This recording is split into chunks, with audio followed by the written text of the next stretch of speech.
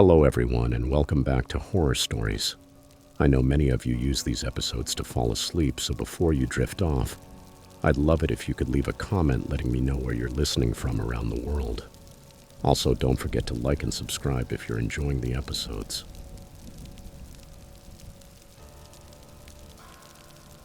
Story 1. The drive to Copper Ridge took me along winding mountain roads that seemed to narrow more and more with every kilometer I drove. I hosted a true crime podcast called Buried Truth, which had built a modest audience over the past 2 years. It wasn't a massive success, about 15,000 regular listeners, but it was enough to make me feel that my work mattered. At 34, I had left my job as a legal assistant to do this full-time, living off my savings and the occasional Patreon donation. The tip about Copper Ridge arrived in my inbox through an anonymous email, accompanied by screenshots of financial records that didn't add up. According to the sender, the sheriff's department was diverting drug-seized money, and 3 people who had tried to report it had either disappeared or died in suspicious accidents over the past 5 years. I reached the Mountain View Lodge around 4 in the afternoon on a late October Thursday. It was one of those old motels with doors opening directly to the parking lot, painted a faded turquoise that likely hadn't been refreshed since the 90s. The woman at the front desk, in her 50s, gray hair pulled into a tight bun, barely looked at me as she slid the key across the counter. Room 12. When I mentioned that I was a podcaster looking for local stories, her fingers tightened over the keyboard, and she pretended to focus on the computer screen. The entire check-in process lasted less than 3 minutes, and she spoke only to tell me the room number and the Wi-Fi password.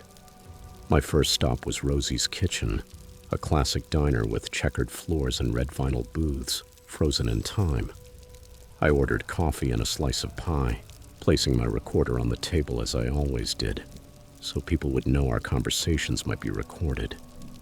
The waitress, a young woman with bleached blonde hair and a name tag that read Amber, eyed the device with obvious discomfort.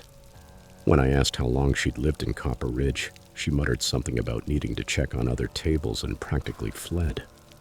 An older man wearing overalls and a John Deere cap with a small sheriff's badge pin turned to look at me, staring for at least 10 seconds before returning to his eggs. The same pattern repeated everywhere I went that first afternoon. At the gas station, the attendant suddenly remembered an urgent inventory check as soon as I mentioned my podcast. In the grocery store, conversations went silent the moment I walked in, leaving an uncomfortable quiet broken only by the hum of fluorescent lights. Even the teenager working at the pizzeria seemed prepared. When I asked if he knew of any interesting local stories, he simply shrugged. "Nothing ever happens here, sir. We like peace and quiet." But his eyes kept darting toward the door, as if afraid someone might catch him talking to me. That night, back in my motel room, I reviewed my notes and began outlining the episode. The anonymous source had mentioned a woman named Dolores Craravin, who in 2016 had tried to file a report about missing evidence money. According to the email, she died in a house fire 2 weeks later. I found her obituary online. She had a daughter named Hannah, who still lived in town. I wrote down that I needed to find her the next day. As I worked, I started to hear footsteps outside my door. Slow, heavy, deliberate. They would stop right in front of room 12, linger for about 30 seconds, then move on. It happened 3 times between 10 p.m. and midnight. Each time I peeked through the peephole but never saw anyone. The parking lot lights cast strange shadows, and in the distance dogs barked. Around 2 in the morning, I woke to the sound of the doorknob rattling. Someone wasn't unlocking it. They were testing to see if I'd forgotten to lock it. I stayed still, watching the thin strip of light under the door. A shadow moved across it, back and forth. Then whispers followed. At least 2 voices, maybe 3, too low to make out words. My phone was on the nightstand, and I slowly reached for it, ready to dial 911. But then I remembered I was investigating the police. The whispers stopped, the shadows vanished, and soon after, I heard doors slamming and a car engine starting. The vehicle rolled away slowly, gravel crunching under the tires. I didn't sleep for the rest of the night. When morning finally came, I packed my recording gear, a Zoom H6 recorder, 2 lapel mics and my laptop, into my camera bag and headed out for breakfast. The same receptionist from the day before was at the counter, watching me leave without returning my greeting. At Rosie's kitchen, I flipped through an old phone directory they kept by the register and found Hannah Kraravan's name. She worked at the town's only bank, so I decided to try speaking with her during her lunch break. The morning dragged on. I drove around town taking photos and recording ambient sounds for the episode. Copper Ridge had about 3,000 residents centered around a main street that had clearly seen better days. Half the businesses were closed, their windows boarded up or plastered with faded for rent signs. The sheriff's department building stood out, modern with tinted glass and security cameras on every corner, as if they cared more about watching than protecting. Around noon, I parked across from the bank and waited. At 12:15, Hannah stepped out, a woman in her 30s, reddish-brown hair, and a modest gray suit. I approached cautiously, introduced myself, and mentioned her mother's name. Her face immediately drained of color. She glanced around nervously, then grabbed my arm and pulled me into the alley between the bank and an abandoned hardware store. "You need to leave," she whispered, her voice trembling. "Today. Right now. Don't go back to the motel. Don't talk to anyone. Just get in your car and go." When I asked about her mother, she shook her head violently, eyes wide with fear. My mom thought she could fight them. She believed that truth and evidence still meant something. They burned her alive in her house and pretended it was from a lit cigarette. She didn't even smoke. Her eyes were wild. "They know you're here. They know why you came. If you don't leave..." She didn't finish the sentence. She just gripped my arm so hard she left marks, then hurried back toward the bank. Her warning echoed in my head, but I couldn't leave without retrieving my equipment. All my work, notes, and investment were in that room. I drove back to the Mountain View Lodge, telling myself I'd just grab my things and go. The parking lot was empty except for my rental car and an old pickup truck I hadn't seen before. When I got close to room 12, I noticed the door was slightly open. Not forced, just enough to reveal darkness inside. The key was still in my pocket. I nudged the door open with my foot, and my chest tightened. The room had been completely trashed. My laptop lay on the floor, its keys torn out like broken teeth. The Zoom recorder was in pieces, circuits exposed, memory cards gone. Even my clothes had been slashed and thrown around. But the worst part was the wall above the bed. Written in what looked like motor oil were the words, "Last warning." I heard footsteps on the gravel behind me and spun around. 3 men stood blocking the path to my car. The one in the middle wore a deputy sheriff's uniform with a badge reading 247 and a name tag, Briggs. He was about 45 with a thick mustache and cold blue eyes that barely blinked. The other 2 were in plain clothes, but their posture gave them away. Balanced stance, hands ready to move. Briggs smiled, but it wasn't a real smile, just teeth. "Well, looks like you got vandalized, friend. Real shame. Copper Ridge used to be a peaceful place." He stepped close enough that I could smell stale coffee and tobacco on his breath. "You should file a report, of course, but property damage cases can be complicated. Sometimes we never find the culprit." The younger one, a scar running across his eyebrow, chuckled. "Maybe you should head back home," Briggs went on. "Nothing good comes from digging up dirt in small towns. Sometimes it's best to leave the mud where it lies. You get me?" I understood perfectly. With a dry throat, I managed to nod and say I'd leave immediately. Briggs patted my shoulder, too hard, his fingers digging into the muscle. "Good boy. And hey, don't worry about the mess. Checkout's not until 11 tomorrow. You've got plenty of time to clean up." Another laugh from his partners. They walked away slowly, enjoying the sight of me watching them go. I grabbed what little was left intact, my phone, keys, wallet, and to my surprise, a memory card that had rolled under the dresser. The rest was gone. I threw everything into the car and started the engine without even closing the door.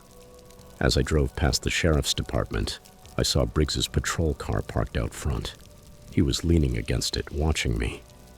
He raised a mocking salute, 2 fingers to the brim of his hat, and I knew he wouldn't look away until I left town behind. I drove for 3 straight hours without stopping, heart racing every time I saw a police car. Finally, at a rest area near Knoxville, I pulled over.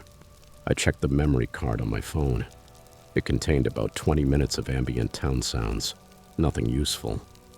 But then I remembered Hannah's words about truth and evidence. I had recorded our conversation with my phone tucked into my jacket pocket, an old professional habit. The audio was faint but clear enough. It had her testimony about her mother's murder, the threats from Deputy Briggs, everything. I uploaded the files immediately to 3 different cloud services. 2 weeks later, I published the episode. I didn't mention Copper Ridge by name on my lawyer's advice, but I told the story of the town where no one talks, where asking questions means your room gets destroyed, and where lawmen threaten you in broad daylight. The anonymous informant never contacted me again, and I never went back. Sometimes I Google Copper Ridge, Tennessee corruption, just to see if anything has changed, but nothing ever comes up. According to her Facebook profile, Hannah Kraravan moved away 6 months after my visit. I hope she found somewhere safe. As for me, now I only investigate cold cases, ones where the culprits are already dead or behind bars. Some secrets I've learned are better left buried, at least while the ones who buried them still wear a badge.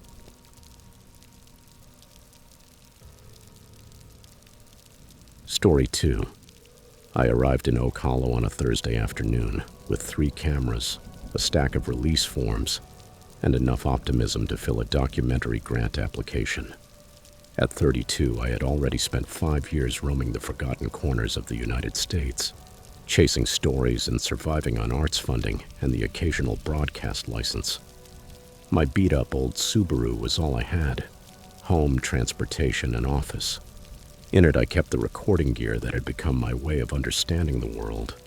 My specialty was small-town ghost stories, local legends whispered in coffee shops and passed down from generation to generation, like relics no one wanted to preserve, yet no one dared to throw away either. Oak Hollow was about 40 kilometers from the nearest highway. According to the weathered sign marking the town limits, its population was 847. Main Street barely stretched for 6 blocks, flanked by buildings that hadn't seen a fresh coat of paint since the Bill Clinton era. I chose the place because of an email from Dorothy, a librarian who had seen my latest documentary online. She told me about the local collection of supernatural tales, especially one that mentioned a hanging tree where Confederate deserters were supposedly strung up. The stories themselves weren't unusual. Every southern town has its Civil War ghosts. But Dorothy added something that grabbed my attention completely. There were actual recordings from the 1980s with unexplained phenomena. That kind of archival material could decide the fate of an entire documentary. The library stood on the corner of Main and 2nd Street, a brick building with wide windows that caught the afternoon light. Dorothy turned out to be younger than her emails suggested, 40-something, with prematurely gray hair pulled into a tight bun. She greeted me with an enthusiasm that felt rehearsed, casting nervous glances toward the street before inviting me in. Inside smelled of old paper and lemon furniture wax, that unmistakable scent of small-town libraries, as if time had stopped there. She had already prepared boxes for me, newspaper clippings, photographs dating back to the 1920s, and 3 VHS tapes labeled simply as evidence in a shaky hand. We spent the afternoon in the basement, where she had set up an old television and a VCR. The first tape showed grainy footage of the town square at night. The camera focused on a large oak next to the courthouse. For 20 minutes, nothing happened, aside from the occasional passing car. But at minute 21, 3 silhouettes appeared beneath the tree, translucent figures that seemed to sway in an invisible breeze. The second tape contained 1,987 interviews with several town residents, all describing encounters with what they called the hanged men. However, it was the third recording that made me lean in toward the screen. It showed a town meeting, about 30 people apparently gathered in that very same library. They weren't talking about ghosts, but about protecting Oak Hollow from outside influences and maintaining the natural order. The recording cut off abruptly when someone noticed the camera. Dorothy was standing behind me during that tape, her breathing uneven. When I asked her about that meeting, she mumbled something about a neighborhood program in the 80s and quickly changed the subject. She handed me a list of residents willing to talk to me. 5 names, with addresses and phone numbers written in meticulous handwriting. Sherman Briggs, owner of the hardware store, had lived there for 70 years. The Fitzgerald sisters ran the town restaurant and claimed to have stories about their grandfather's encounters with the hanged men. Edgar Vance, a gas station attendant, said he had photographed strange lights near the tree. Dorothy insisted that everyone was expecting my call, that she had already explained my project to them. But her hands trembled as she gave me the sheet, and she kept glancing toward the basement stairs, as if afraid someone might come down at any moment. That night I checked into the Magnolia Motor Inn, the town's only lodging besides a few lakeside cabins. The owner, a woman in her 60s who introduced herself as Nayan, was friendly, until I mentioned the reason for my visit. Her face changed as if a door had shut behind her eyes, though she still handed me the key to room 12 and pointed out the ice machine.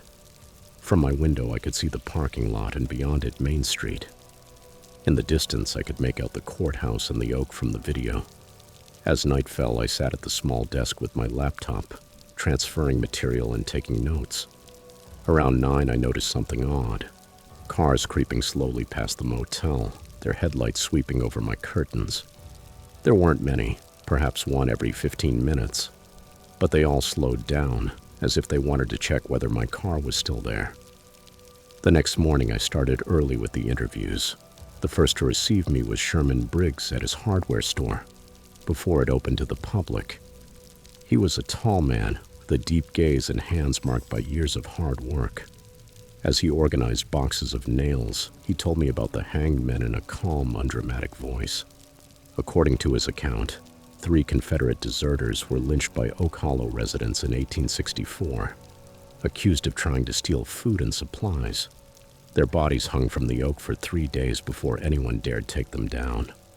Since then, every full moon, locals claimed to see them swaying in the darkness, rocking to the rhythm of a wind no one else could feel. Sherman even had photographs, old Polaroids where blurry figures could be made out beneath the tree. But halfway through the interview, his behavior changed. He began to glance nervously at the front window, and when I asked him about other strange events in town, he suddenly remembered he had urgent inventory in the back storeroom. Within seconds, he was practically pushing me toward the door, muttering that he had already said more than he should. The Fitzgerald sisters turned out to be even more peculiar. I found them at their restaurant right in the middle of the breakfast rush. They were 2 women in their 70s who moved in perfect coordination, as if they had rehearsed every gesture all their lives. They agreed to talk to me, but they kept contradicting each other. Marlene would start telling a story about lights in the woods behind her house, and Louise would cut in to insist that it never happened. Louise would mention visitors who disappeared in the 1960s, and Marlene would laugh it off, saying they were just rumors. Other customers watched our conversation with tense interest. Some stopped their forks halfway to their mouths. Others held their coffee cups in midair without drinking. When I mentioned the town meeting that appeared on the 1987 video, both sisters fell silent. The hush spread across the whole restaurant. Only the hiss of bacon on the griddle and the steady drip of coffee from the pot could be heard. Finally, Marlene leaned over the table and whispered, "There are stories that weren't made for outsiders." They refused to sign the release forms. By noon, my attempt with Edgar Vance had also failed. He wasn't at the gas station, and when I asked his coworker where I might find him, the kid just shook his head and kept cleaning a pump that already gleamed. I went to the address Dorothy had given me, a small house on the edge of town. Edgar's pickup was in the driveway, but no one answered my repeated knocks. Through a gap in the curtains, I saw a shadow moving inside.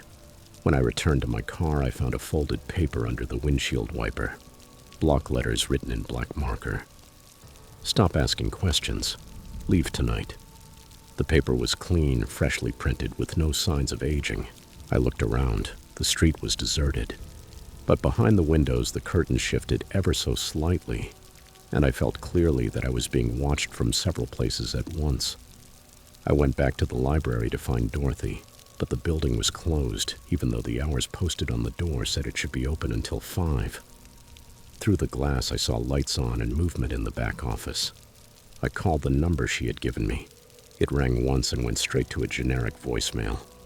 Something in Oak Hollow had changed since the day before. The few people I passed on the street avoided my gaze. Some crossed to the other side of the sidewalk before they reached me. Even the teenage barista acted as if I didn't exist, serving the customer behind me as if I were invisible. By 3 in the afternoon, I had already made a decision. I would gather what I had, maybe try one more interview, and leave the next morning. But when I returned to the motel, I found that my laptop was gone. Nothing else had been touched. My wallet was still on the nightstand, the cameras were intact. Only the computer where I had transferred all the videos and notes was missing. Panic shot through me. I searched everywhere. Under the bed, in the bathroom, inside the closet. Nothing. The window was locked from the inside, and the door showed no signs of being forced. When I confronted Nayan at the front desk, she denied seeing anyone near my room. Her eyes dodged mine, and she kept wiping the same spot on the counter over and over, as if she didn't want to stop. I demanded she call the police, and she laughed. A short, bitter laugh. She said the sheriff would surely be busy, that in Oak Hollow things had a way of resolving themselves.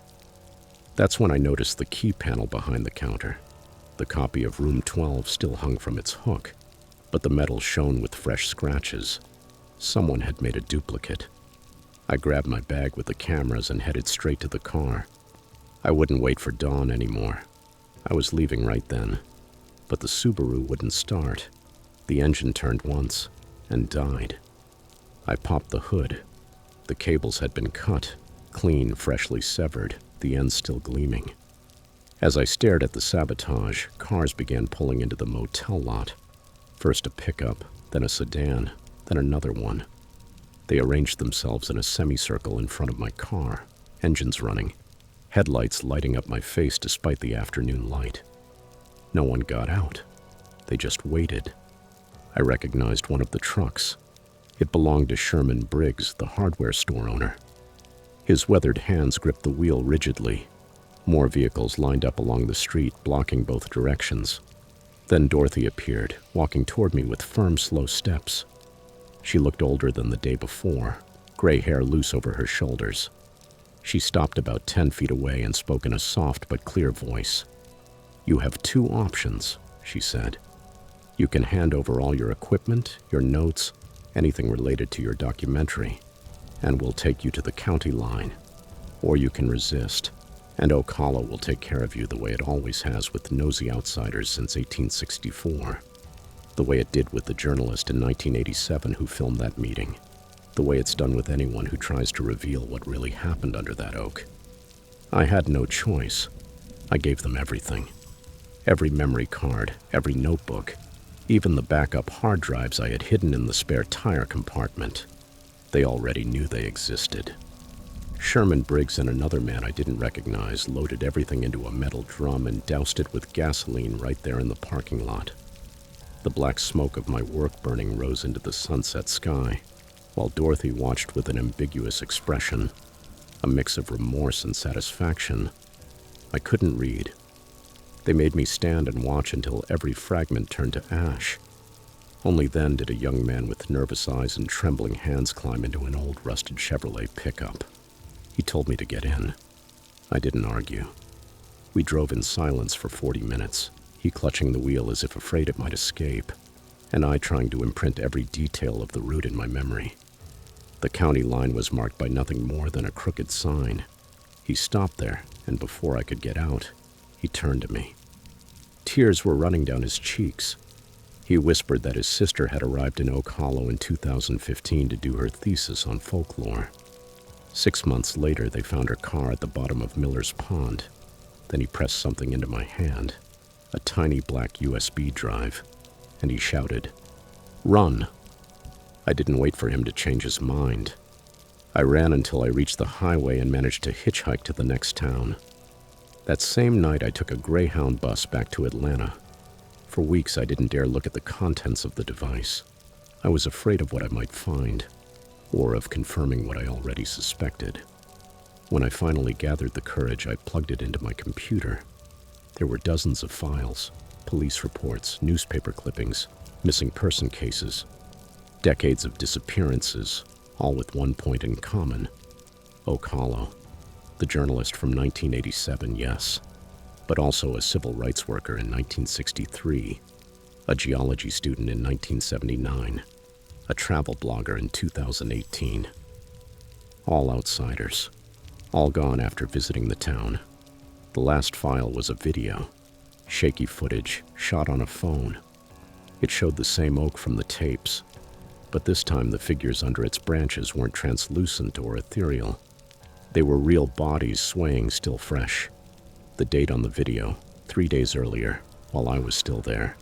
Since then, I've moved 4 times, and still I sometimes get calls from unknown numbers. When I answer, there are no words, only silence, until I hear Dorothy's soft, unmistakable voice. She reminds me they know where I am, that Oak Hollow has a good memory and an even longer reach, and that there are towns that protect their secrets at any cost. Because in the end, the real ghosts aren't the ones who haunt, they're the ones who stalk. Story 3. The curious thing about small towns is that generally they seem safe, predictable even. That's exactly what I thought when I arrived in Cedar Ridge on a Thursday afternoon at the end of September. I was driving from Boston to Pittsburgh for a job interview, and the GPS marked that town as the perfect halfway point to spend the night. As I drove down Main Street, it struck me as something out of a postcard. Old brick buildings, American flags waving from every porch, kids riding their bikes. I checked in at the Riverside Inn around 7. The woman at the front desk, Mrs. Garrett, seemed friendly. She handed me the key to room 12, but kept holding the keychain for a few seconds, not letting go. "Are you planning to go out tonight?" she asked. There was something in her tone that made me look up from the receipt I was signing. I told her I might go out for dinner or a walk after so many hours behind the wheel. Her expression changed just a little, but enough to notice. She leaned a bit over the counter and lowered her voice, even though we were the only ones in the lobby. "Listen, honey, I recommend you don't go out after dark. If you're hungry, order room service. Lately we've had some problems. Robberies, a couple of assaults. The police can't find the person responsible." Then she straightened up, nervously smoothing her cardigan. "I'm just trying to be nice," she added with a tight smile. I thanked her for the warning, though I didn't pay it much mind. After all, every town has its problems, right? Besides, I'd grown up in cities where you really do have to look over your shoulder. How dangerous could a place like Cedar Ridge be? After settling into my room, I decided to ignore Mrs. Garrett's warning. The sun was still shining, stretching the shadows across the street, and I was starving. I'd seen a diner a few blocks back, so I grabbed my jacket and headed out. I noticed the streets were too quiet for the early evening. In any other town, there'd be people walking dogs or watering lawns. Here, the sidewalks were empty, except for an old man on his porch across from the hotel. He watched me pass without returning my greeting, his fixed, penetrating stare making me quicken my pace. The diner was nearly empty. It was just the trucker in the corner, the waitress, and me. She kept glancing out the windows every few minutes. I ordered a burger and tried to make small talk, but she barely replied in monosyllables. The atmosphere was strange, as if everyone were waiting for something bad to happen. When I finished eating, darkness had already fallen over the town like a heavy blanket. The street lights were on, but their light was weak, casting more shadows than clarity. I paid quickly and stepped outside, immediately noticing the colder air. But what really stopped me was what I saw across the street. 2 men walking slowly along the sidewalk. One of them was carrying what looked like a baseball bat. They weren't talking or hurrying. They moved with deliberate steps, turning their heads from side to side, as if looking for something, or someone. I hid in the diner's doorway, pretending to check my phone while I watched them pass. When they turned the corner, I decided to take a different route back to the hotel. And then I saw them. More people. Neighbors on their porches and their driveways, all holding something. Some had golf clubs, others iron crowbars. One woman was even carrying a machete. No one seemed to be hiding it. I lowered my head and quickened my pace, but without running. I didn't want to look like I was fleeing. That's when I heard footsteps behind me, perfectly matching mine. If I slowed down, they did too. If I sped up, so did they. I dared to look back. 3 people were following me about 20 feet away. A middle-aged man in a flannel shirt holding a lug wrench, a young man with a hockey stick, and a woman holding something I couldn't make out in the dim light. They weren't trying to catch up. They just kept the same distance as if escorting me. My heart pounded and I had to force myself not to break into a run. There were still 4 blocks to the hotel, and at every house I passed, someone was watching me. Cold, distrustful eyes following my every step. Some joined the group behind me, forming a kind of silent procession of armed neighbors, trailing me through their own streets. The worst came after. Farther ahead, a pickup truck turned out of a side street and stopped in the middle of the road, blocking my path. 2 men got out, leaving the doors open and the engine running. One held a shotgun, not pointing it directly at me, but ready to do so at any moment. The other gripped a chain coiled in his fist.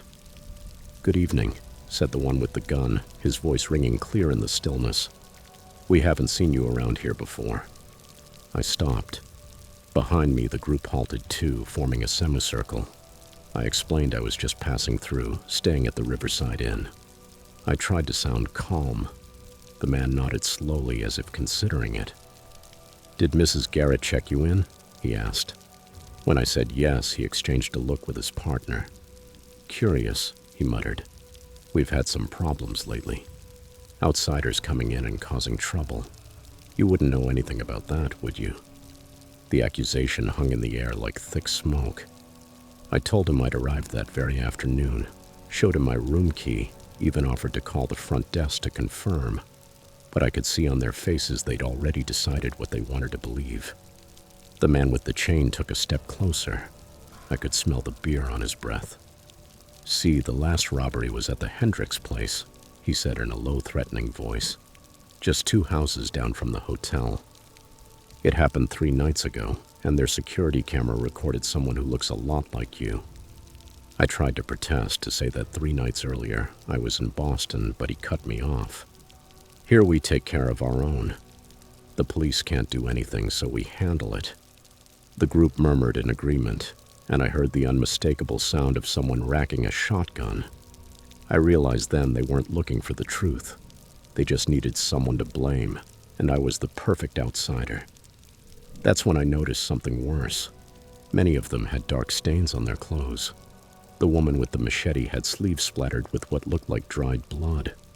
The man with the lug wrench had spatter on his boots. They weren't just frightened neighbors. They had already hurt someone. I tried one last time to reason. "I understand you're nervous," I said, "but I'm not the person you're looking for. Check my car, my phone, whatever you want. But let me go." The one with the gun smiled, a cold smile. "Oh, we'll look," he said. "Guys, help our friend back to his car. We're going to take a look." His tone made it clear that getting to the car wasn't going to be the worst of it. They closed the circle around me, and we started walking as a group toward the hotel. Neighbors came out of their houses to watch, some joining the crowd, others observing with quiet satisfaction. When we reached the Riverside Inn parking lot, I saw my car under a flickering street lamp, seeming farther away than it really was. The man with the shotgun gestured with the barrel. With trembling fingers, I handed over my keys. He tossed them to the man with the chain, who began rifling through the car. He pulled out my bag, scattered my things on the ground, tore open the suitcase. That's when I saw Mrs. Garrett watching us from the front desk window. Our eyes met for a moment before she closed the curtains. Suddenly I understood. She hadn't warned me about criminals on the loose, but about the town's own people. The man with the chain lifted something off the ground. It was my lug wrench from the trunk, but he held it up to the group as if he had found proof of my guilt. "Look what our friend was hiding," he shouted. "I bet this works real well for forcing locks." The group roared in anger. Someone shoved me from behind, another from the side. They were working themselves up, feeding on their fear and rage. The man with the gun raised his hand for silence. "Here's what's going to happen," he announced. "You're going to get in your car and drive out of Cedar Ridge right now. And if you show up here again, well, we know how to make problems disappear." I should have felt relieved, but his tone froze my blood. It sounded like a trap. Even so, I had no choice. I walked to the car, aware of dozens of eyes tracking me. I didn't pick my things up off the ground. I just started the engine and pulled out of the lot. In the rearview mirror, I saw several vehicles switch on their lights and follow me. 3 pairs of headlights behind me. The road out of town was a narrow highway through dense forests. No streetlights, no houses, just darkness. A perfect place for an accident. I sped up, trying to put distance between us, but they matched my speed. They knew every curve, every straightaway. And then I saw it. A pickup truck set crosswise in the middle of the road, blocking both lanes. I slammed on the brakes, tires screeching. The vehicles behind me stopped too, boxing me in. It was the end. I was trapped, but something changed at the last moment. A state patrol car appeared from the other side of the curve, lights flashing. The officer had to stop for the truck blocking the way, and his spotlight lit up the whole scene. Me surrounded by several cars and a dozen armed people. The townspeople hesitated, surprised. The officer stepped out with his hand on his weapon and spoke into his radio. Within minutes, 2 more patrol cars arrived. It turned out the state police were already investigating Cedar Ridge, not for robberies or mysterious assaults, but for attacks by the townspeople themselves. They had already arrested 6 people for assault and kidnapping. The criminals they feared so much never existed. Only fear feeding on itself until it turned the entire town into a mob. That night I gave my statement at the state police barracks and then drove straight through to Pittsburgh. I arrived exhausted, but I got the job. Weeks later, Cedar Ridge made the news when the federal government stepped in. I hadn't been the first traveler they'd cornered. I was just the first lucky enough to escape alive. Story 4. Look, I know how it sounds when I put it all down in writing, but I swear on everything that what happened to me in Fairfield is real. I'm Claire, and at 29 I was teaching 4th grade in Chicago when I got the call. My grandmother, Catherine, had passed away. We weren't particularly close. She'd moved years ago to that little town called Fairfield after my grandfather died, and I'd visited her maybe a couple of times in my whole life. Even so, she left me her house.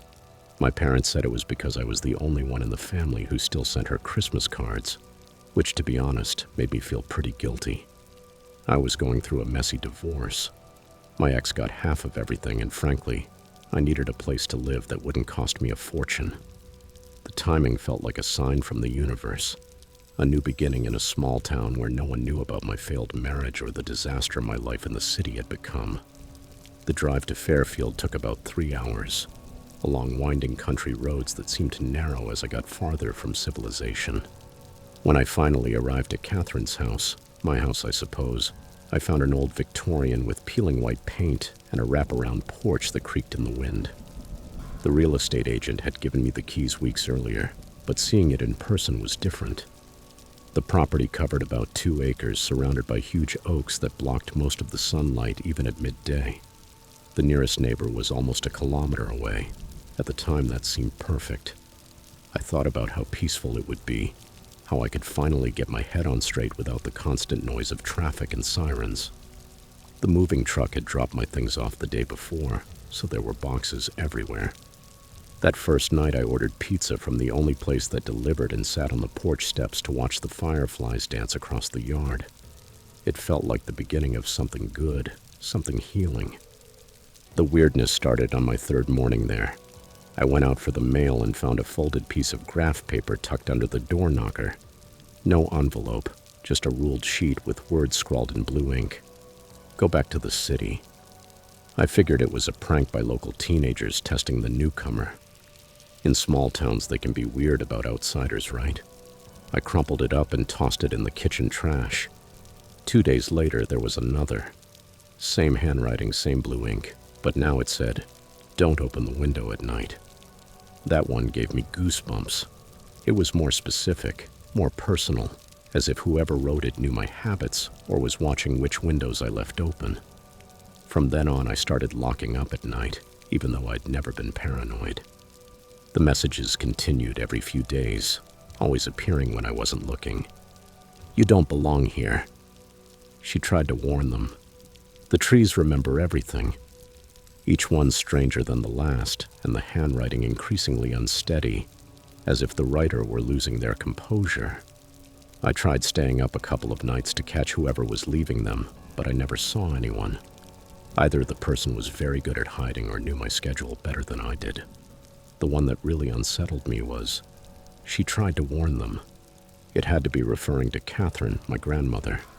But warn them about what? I realized I knew very little about her life in Fairfield, or why she moved somewhere so isolated. My parents had always dismissed her stories as the delusions of an old woman, but I started to think there was more to it. Something was definitely not right in that town, and I was beginning to believe Catherine had discovered it too. So I did what any reasonable person would do: dig. The Fairfield Library was a little brick building downtown, with maybe 3 computers and a librarian named Dolly, who seemed to have been there since opening day. She was very kind when I explained I was Catherine's granddaughter and wanted to know more about her time in town. It turned out my grandmother had been a regular at the police station. Dolly pulled some archive boxes from storage, and good Lord, what was inside chilled me. Report after report to the police, all filed by Catherine Morrison, yes with a K, between 2013 and early this year. Attempted break-ins, footprints on the porch that didn't match any of her shoes, strange noises at night, and, get this, multiple reports of hooded figures standing in her yard between 2 and 3 a.m. The officers clearly thought she was losing her mind. Half the reports had margin notes like elderly woman, possible dementia, and no evidence at scene. But here's what made my chest tighten. Every report described exactly what I was experiencing. The timeline matched the period when she stopped calling my parents as much, when, according to my mom, she started to sound paranoid. Catherine wasn't losing her mind. She was dealing with the same stalkers who were now focusing on me. One November report hit me particularly hard because she had written at the end with a trembling hand, "They want me to leave, but if I go, they'll wait for the next person." God, she knew this would happen to whoever inherited the house. She tried to protect future owners by staying, enduring whatever they were doing to her. And now that she was gone, they were coming after me. I photocopied every report and drove home with a knot in my stomach, knowing Catherine had spent her last years in the same fear I was only beginning to understand. The next logical step was to install cameras, right? I wasn't going to spend months filing useless reports like she had. I drove to the hardware store in the next town and bought 4 wireless night vision cameras. The clerk, an older man named Pete, was very helpful and even offered to install them. But when I gave him the address, his demeanor changed. He made a weird face and started talking very fast about how busy he was for the next few weeks. In the end, I installed them myself, one pointing at the front door, another at the back, and 2 covering the sides where the yard met the tree line. It took me nearly all Saturday, but by Sunday night I had everything connected to an app on my phone. I won't lie, I was excited to finally catch those creeps in action. I figured with proof I could go to the state police and get real help. The first week of recordings was insane. On Tuesday around 2:30 a.m., my phone buzzed with a motion alert. I opened the live feed and nearly dropped the phone. 3 people in dark hoodies were walking slowly around the house in a perfect circle. They didn't run or hurry. They moved with a deliberate, methodical rhythm, as if performing a ritual. What made it even more unsettling was that none of them ever looked directly at the cameras. It seemed like they knew exactly where each one was and turned their heads at the precise moment their faces would have come into view, keeping themselves in shadow.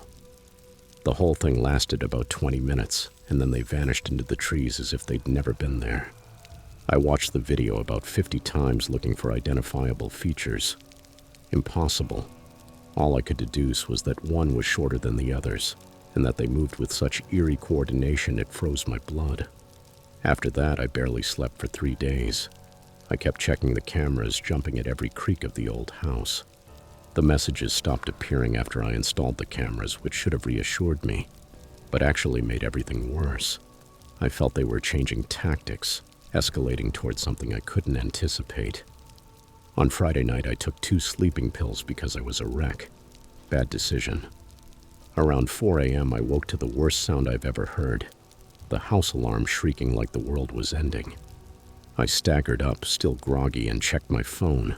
The app showed the back door sensor had been triggered. With my heart hammering in my ears, I headed for the kitchen with a baseball bat I grabbed from the hall closet. The back door was wide open, letting in the cold pre-dawn air. And here's what broke my brain. There was no sign of forced entry, no broken lock, no splintered wood. Nothing. The door was simply open. I called 911 immediately, and 2 officers arrived about 20 minutes later. Officer Thompson and Officer Banks, both local, clearly convinced I was another city girl being paranoid and making a fuss over nothing. They took a look around, checked the frame, asked if I was sure I had locked it. The younger one, Thompson, kept giving me looks like I was wasting his time. They were there maybe 15 minutes and concluded it was probably an old lock that didn't set properly, that I should replace it. But I knew I had locked it. I'd become obsessive about it since the first message. As they left, Banks mentioned that my grandmother used to call them about similar things all the time. Old houses, he said with a shrug. Sometimes they give in weird ways. I wanted to show them the video of the hooded figures, but their attitude shut me up. They'd already labeled Catherine as crazy, and now they were doing the same to me. Too shaken to go back to sleep, I made coffee and sat in the kitchen trying to make sense of what had happened. That's when I noticed the refrigerator door was slightly ajar. I went to close it and saw something that turned my world upside down. On the middle shelf, between a carton of milk and yesterday's Chinese takeout, there was a folded paper. With trembling hands, I opened it. It was a photocopy of an official death certificate, Catherine's. But the date was covered with correction fluid and changed to tomorrow, written in black ink. And below, in the same frantic blue ink as the messages, "Yours will look the same." I had to brace myself on the counter not to fall. Someone had been inside my house, had access to official documentation about my grandmother's death, and was basically telling me I would die tomorrow. This wasn't harassment anymore. It was a direct threat against my life. That was my breaking point. I wasn't going to end up like Catherine, slowly driven to madness by these psychopaths until I died alone and terrified. I grabbed the phone and called my brother James, who lives in Denver. I told him everything and begged him to come. He's a private investigator. At first he thought I was exaggerating, but when I sent him photos of the certificate and clips from the recordings, his tone changed completely. "Pack a bag right now. Don't sleep there tonight. I'm heading out and I'll be there in the morning." I stuffed clothes into a suitcase, gathered all of Catherine's police reports and my camera gear, and drove to a motel in the next town over. During the drive, I kept checking the rearview mirror, convinced I was being followed. But you know what? For the first time in weeks, I slept through the night. The next morning, James arrived with 2 friends from his army days, and we went back to the house together. The front door was wide open, and nailed to it was one last note: "Running won't save you." James went through everything I had gathered, made a couple of calls to contacts in the state police, and in less than 48 hours, 3 people were arrested. It turned out to be a local family, the Carters, who had been trying for years to buy Catherine's land to expand their meth operation in the woods behind the house. Their plan: scare off anyone who inherited the property so that sooner or later they could get it cheap at a tax auction. James's military connections and all my documentation finally got someone to take the matter seriously. The Carters are in prison now, and I'm still living in that house. Sometimes I think about Catherine, about how she died believing she'd failed to protect me, when in reality her meticulous habit of documenting everything is what saved my life.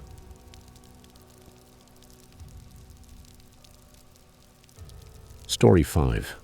People always ask me why I chose to focus on abandoned places for my photography. The truth is, There's something about decay that tells a better story than any pristine building. The peeling paint, the broken windows, the weeds taking everything over. They whisper secrets about the lives that once filled those spaces. In August 2018, I was working on a historical documentation project about New England's forgotten institutions. That's what took me to Ashford, Vermont, a tiny hamlet tucked into the mountains where most GPS units lose signal about 5 kilometers, 3 miles before you arrive.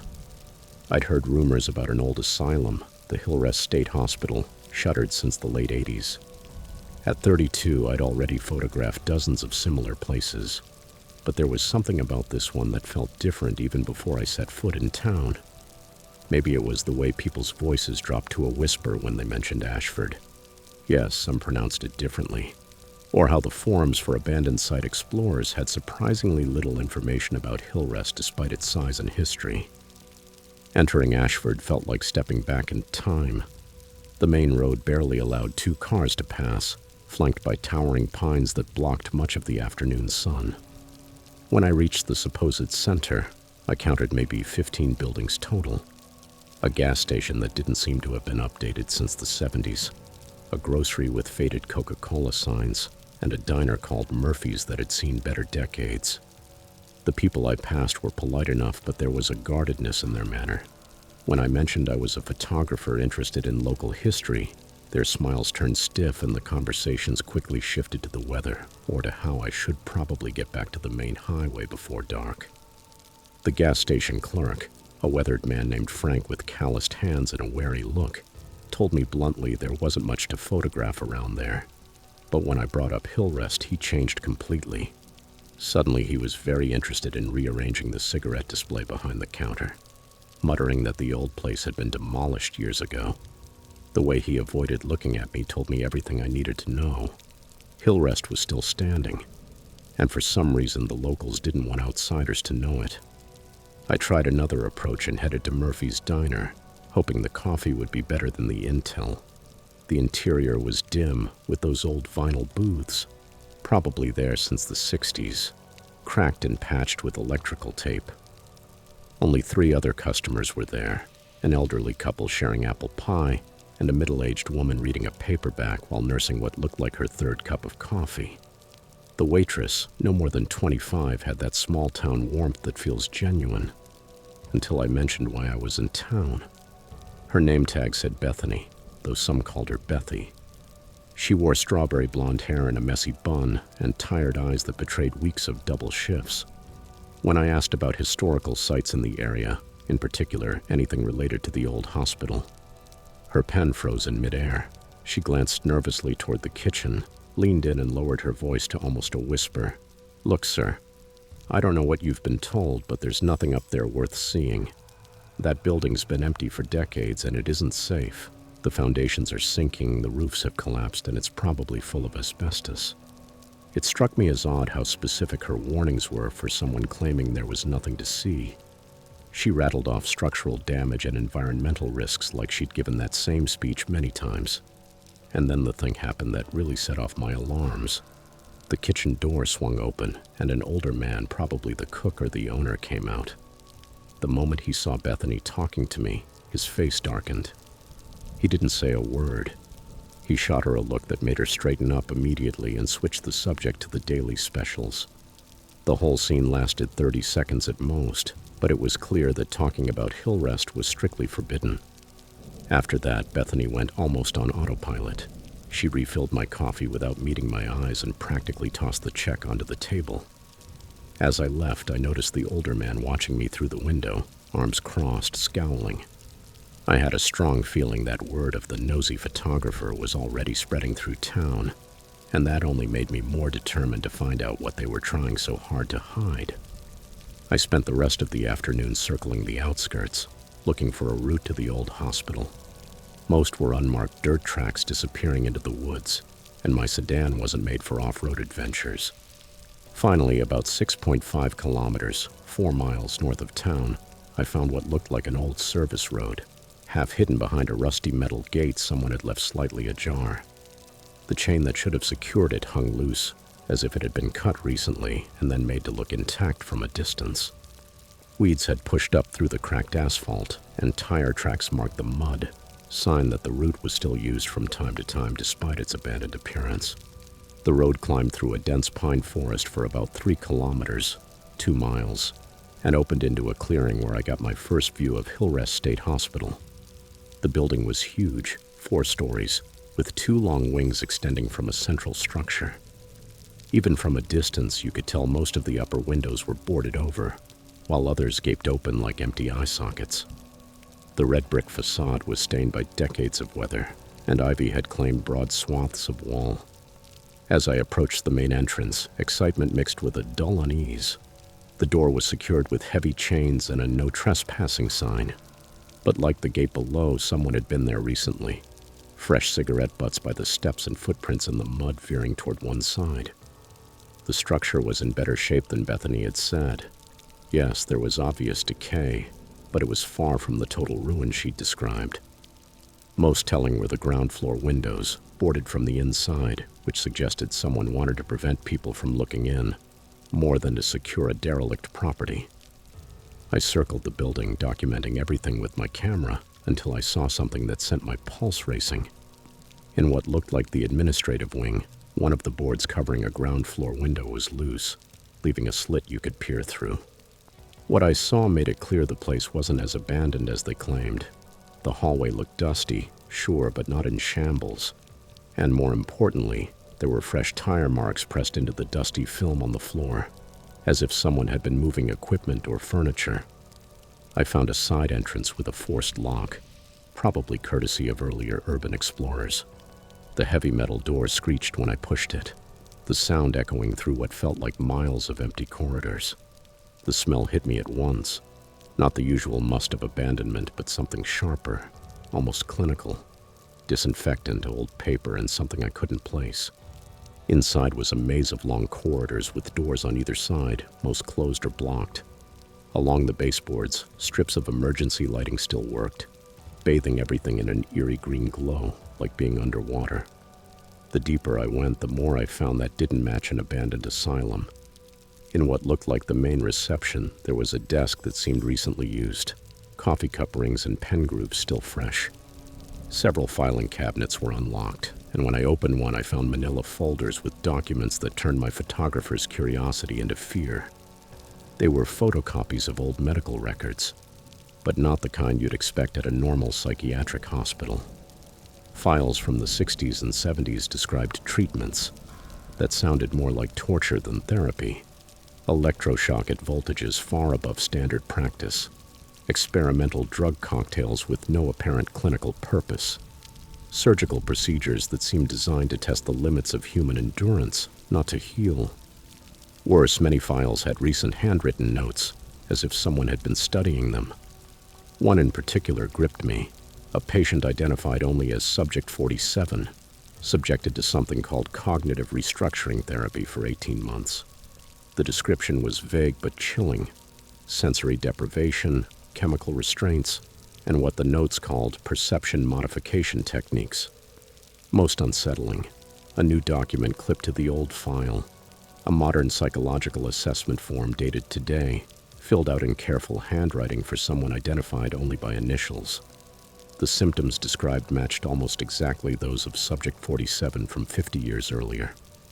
They weren't just studying those experimental procedures, they were apparently still using them. I was so engrossed in that awful paperwork I almost didn't hear the engines approaching. When the sound finally registered, my heart pounded in my ears. Through a grimy window, I saw 3 vehicles pull into the clearing, 2 pickups and what looked like a police car. I didn't catch the department. Doors slammed, voices urgent. I panicked. I was inside with only one unlocked exit, right where they were headed. I hastily stuffed several of the most damning documents into my camera bag and bolted to find another way out. After getting lost among locked doors and dead ends, I found a rear door leading to what had been a loading dock. It was seized with rust, but adrenaline gave me enough strength to pry it open just enough to squeeze through. As I slipped out, I heard heavy footsteps echoing down the corridors I'd walked, and voices ordering, "Check every room, and find anything that doesn't belong here." I managed to loop through the woods back to where I'd left my car, crouching and moving as quietly as possible through the brush. My hands shook as I fumbled for the keys, expecting to see flashlights or hear shouts at any second. The drive down the mountain was the longest 20 minutes of my life. I watched the rearview mirror, sure I would see headlights behind me, but the road stayed empty. When I reached the main highway, I didn't stop until I was 3 towns away, where I pulled into a 24-hour truck stop and sat in the car trying to process what had happened. The documents I'd taken lay spread across the passenger seat like evidence of an unthinkable crime. And I realized my simple photography project had stumbled onto something far more sinister than I'd imagined. The people of Ashford weren't protecting the memory of an old asylum. They were protecting an active operation, apparently running for decades. And now they knew someone had discovered their secret. Over the next 3 days, I convinced myself I was being watched. It started small. The same blue sedan in my rear view on 2 different routes home from work. A man in a cap who seemed to be reading the same newspaper in 3 different coffee shops I stopped in. Phone calls where no one spoke when I picked up. I wanted to believe it was paranoia, but the feeling wouldn't fade. Wednesday afternoon, I got home to find my apartment door slightly ajar, even though I was sure I'd locked it. Nothing was missing, but everything felt off. Drawers opened in a slightly different way. Books on the shelf in a subtly changed order. And my computer still warm despite my not having used it all day. The documents I'd stored in a safe deposit box were still secure, but it was clear someone had been searching for them. That night I barely slept, jolting at every creak of the building and every passing car. I knew I had to decide, go to the authorities with what I'd found or disappear and hope they lost interest. The decision was made for me Friday morning when I found a paper slid under the door. In block letters on a plain white sheet, it simply read, "Return what you took. Forget what you saw. This is your only warning." That afternoon, I drove to the state police headquarters and handed over copies of all the documents to a detective named Captain Jennifer Walsh. She listened with the expected professional skepticism, but when she saw the files, her expression changed completely. Within hours, federal agents were interviewing me, and by Monday morning, the news was reporting the launch of a major investigation into alleged illegal medical experiments in rural Vermont. 3 months later, 18 people were arrested, including the Ashford sheriff, 2 doctors who ran what they called private research, and several townspeople paid to keep outsiders away. The asylum was finally shut down for real, and I testified at trial about what I discovered. I never finished that photography project. Some stories are too important to turn into art, but every time I drive through small towns, I can't help wondering what other secrets hide behind boarded-up windows and friendly warnings of better not go that way.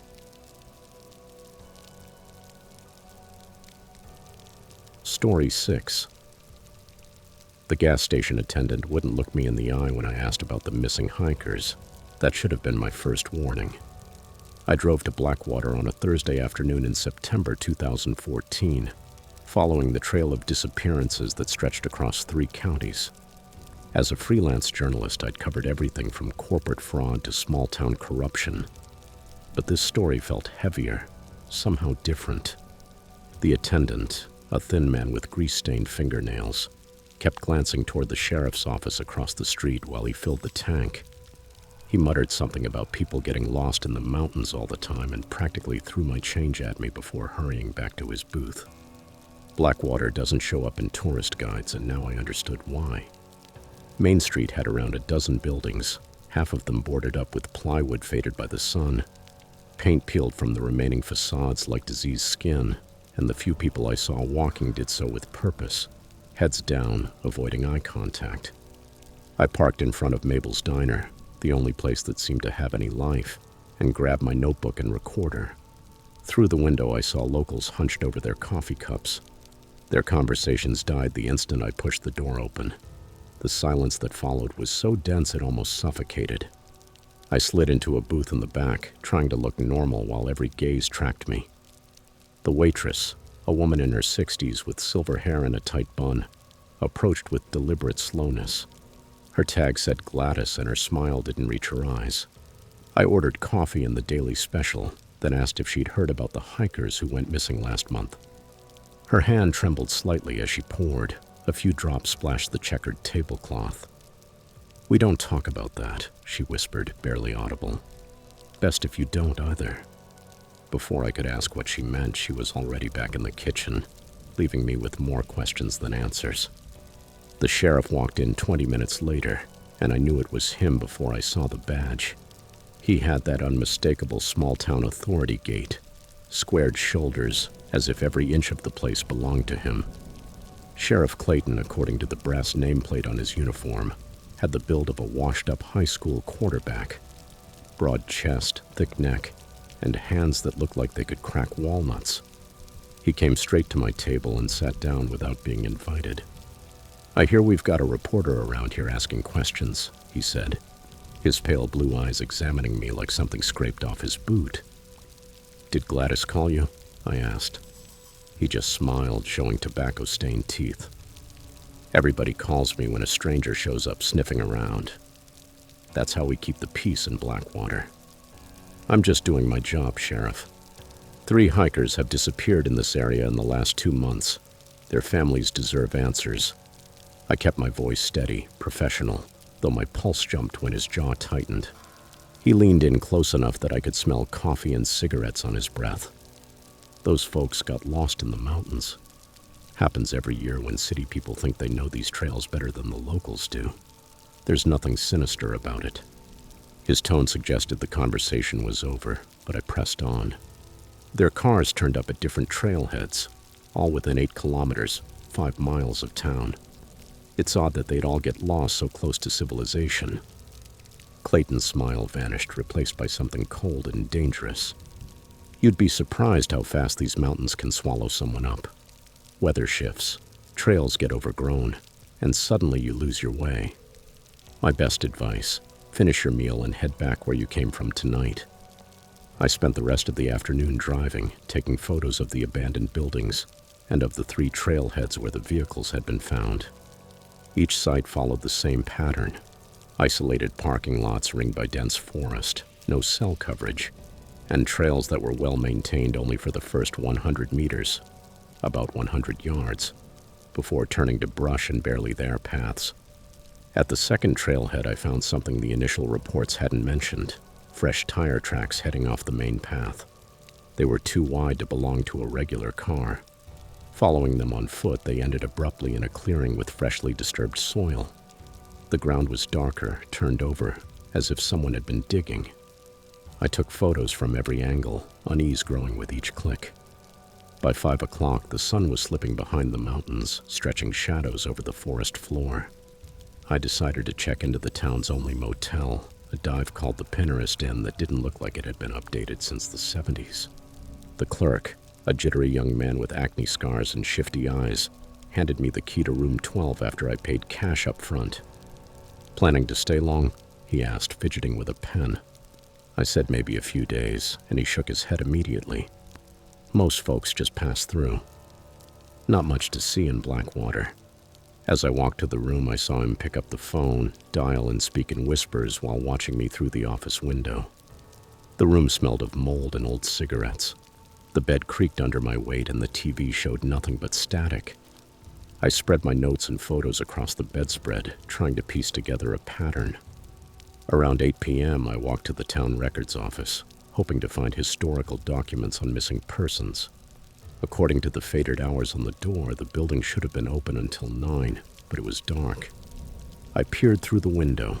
Filing cabinets and boxes were visible in the moonlight. That's when I noticed movement in the reflection. Someone standing about 9 meters, 30 feet behind me. I turned. A man in dirty overalls stared at me from across the street. When our eyes met, he didn't look away or pretend to be doing something else. He just stood there, hands in his pockets, waiting.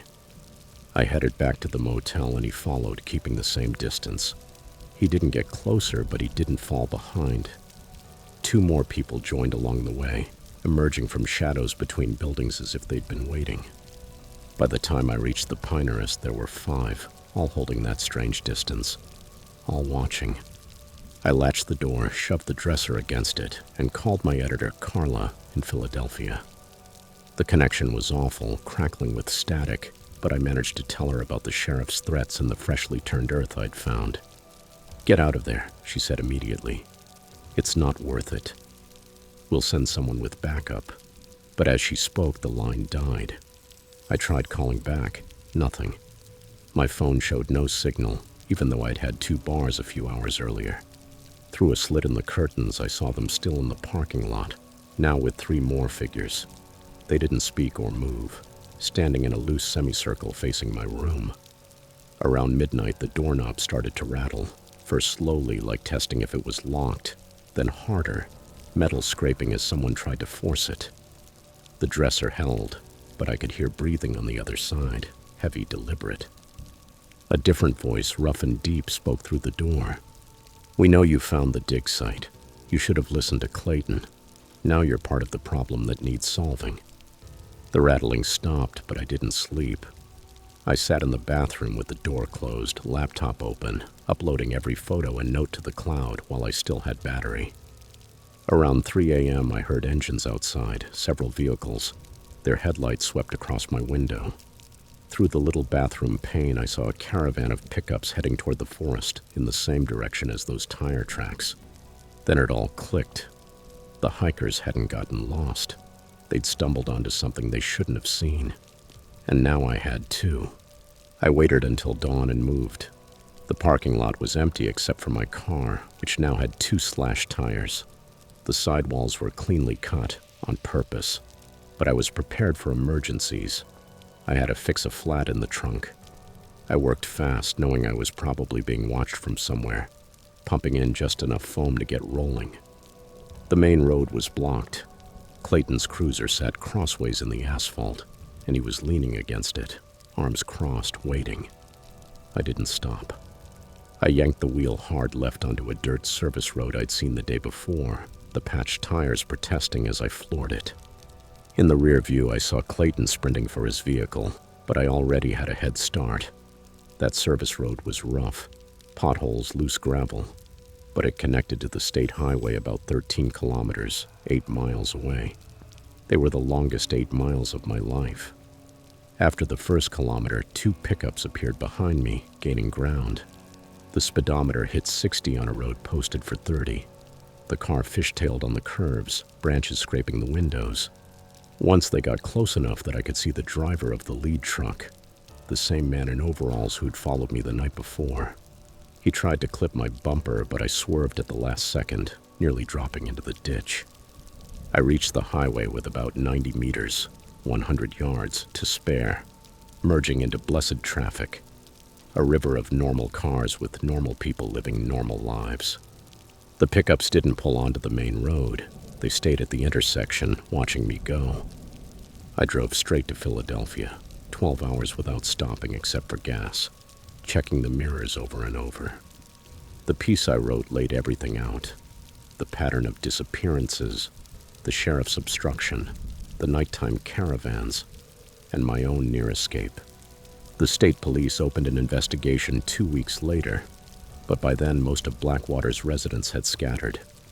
They found human remains at 3 sites in the forest, some 20 years old. Clayton and 12 others were arrested, though the full truth, whether they were covering up accidents, hiding bodies for money, or something worse, never fully came to light. I still have nightmares about those people standing in the parking lot, silent, staring, and I've never driven through West Virginia again.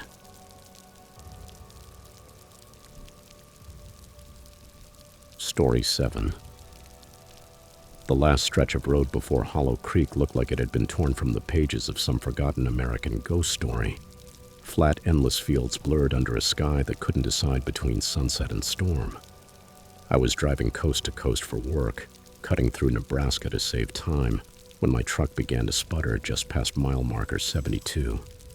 The nearest town on the map was Hollow Creek, and I figured I'd find a mechanic there, maybe some food, a bed for the night, and be gone by morning.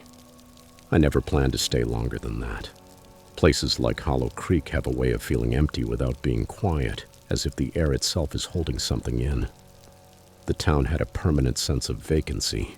The only lodging I found was a single-story building with a faded red sign that read Creekside Motel, though most of the letters were missing strokes or barely hanging on. A man at the front desk, who introduced himself as Wendell, handed me a key without much conversation. The room was what you'd expect from a place that rented by the hour more often than by the night. Dusty carpet, wood paneling that smelled of old smoke, and a TV bolted to the wall as if someone might steal it. But I was too tired to care. I dropped my duffel bag, grabbed a sandwich from the gas station across the street, and spent the evening trying to find enough signal to text my supervisor about the delay. The next morning, something small unsettled me. My phone charger, which I always plug in on the left side of the bed, was now on the right. I assumed I was more tired than I thought and brushed it off. But when I got back from seeing the mechanic, who told me he'd have to order a part that wouldn't arrive until the next day, I noticed my toothbrush was turned in a different direction inside the cup on the sink. Tiny things, too subtle to accuse anyone over, but too specific to be random. I even wondered if Wendell might have snooped around under the pretense of cleaning, though the place didn't exactly look familiar with that concept. That night I barely slept. I kept thinking I heard the doorknob jiggle or faint clicking from the air vent. I blamed nerves, too much caffeine, maybe just the anxiety of being stranded in a nowhere town. Still, I wedged a chair under the doorknob just in case. I hadn't done that since college, but I had that prickling at the back of my neck I couldn't shake. I left the lamp on and drifted off staring at the door, almost daring something to prove me right. By morning, I knew I hadn't imagined it. My bag was slightly unzipped, and I never leave it that way. Worse, my truck keys had moved from the nightstand to the bathroom sink. I stood there for a long time, just staring at them, trying to make sense of it. No forced entry, no damage, nothing missing. But there was something calculated about how it was done, as if someone wanted me to notice just enough. Not to rob, not to scare, but to test boundaries. I went to the front desk and asked Wendell if maintenance had been by. He blinked at me like I'd asked for a steak dinner. Back in the room, I started inspecting more carefully. Behind the curtain rod, in the corner of the wall, was a tiny black dot. It looked like an old screw, except for a faint red glint, like a LED trying not to be seen. I climbed onto the chair and confirmed it. A micro camera embedded in the wall. I stood there for several seconds trying to convince myself it was part of some outdated security system, but the wiring was fresh. No dust, no corrosion, and it pointed directly at the bed.